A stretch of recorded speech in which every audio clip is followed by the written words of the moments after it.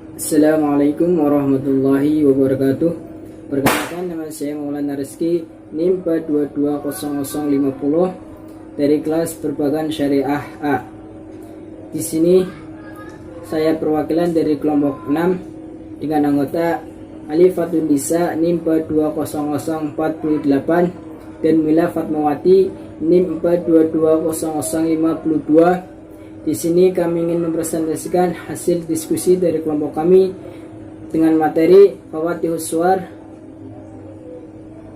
mata kuliah Ulumul Quran. Terima kasih. Apabila ada kesalahan dari kelompok kami, mohon maaf. Selamat menyaksikan.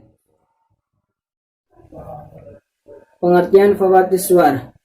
Fawatihus Suwar memiliki dua kata, yaitu fawatih dan suwar. Fawatih adalah bentuk jamak dari kata fatih atau fatihah yang secara lughawi mempunyai arti pembuka, sedangkan suwar adalah bentuk jamak dari kata surah yang mempunyai arti sebagai sebutan dari sekumpulan ayat-ayat Al-Quran yang diberi nama tertentu.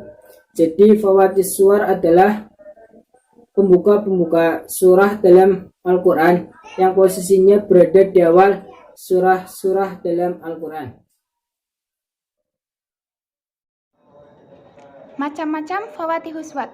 Yang pertama ada pembukaan dengan pujian kepada Allah Subhanahu wa taala atau bisa disebut dengan al-istiftah bil al-sanah. Yang kedua dengan menggunakan huruf-huruf yang terputus-putus atau bisa disebut juga dengan huruful muqatta'ah.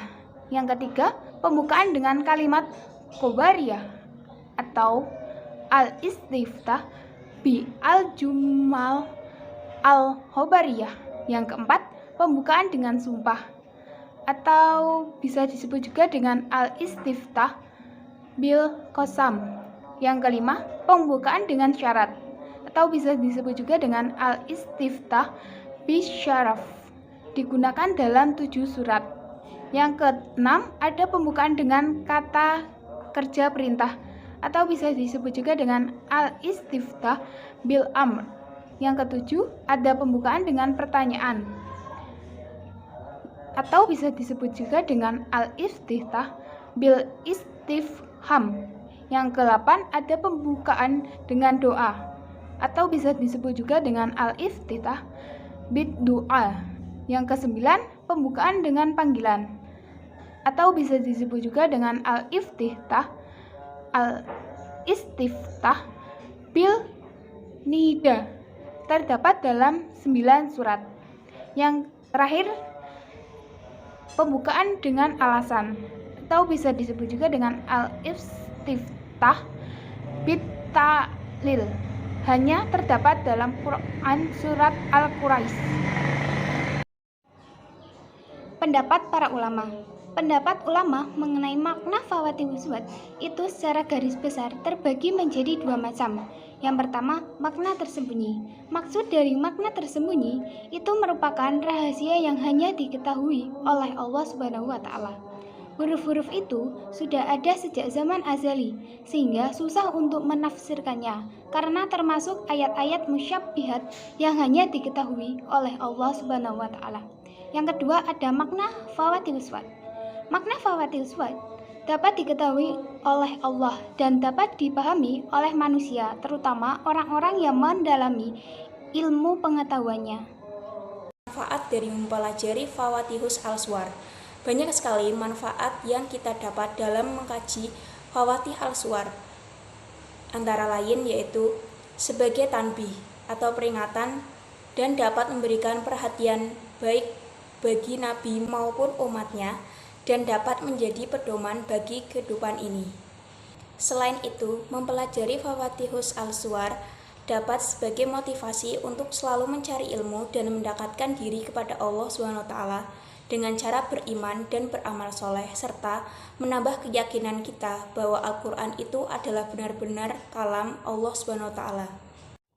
Manfaat yang lain yaitu untuk menghilangkan keraguan terhadap Al-Quran, terutama bagi kaum muslimin yang masih lemah imannya karena sangat mudah terpengaruh oleh perkataan musuh-musuh Islam yang mengatakan bahwa Al-Quran itu adalah buatan Muhammad SAW.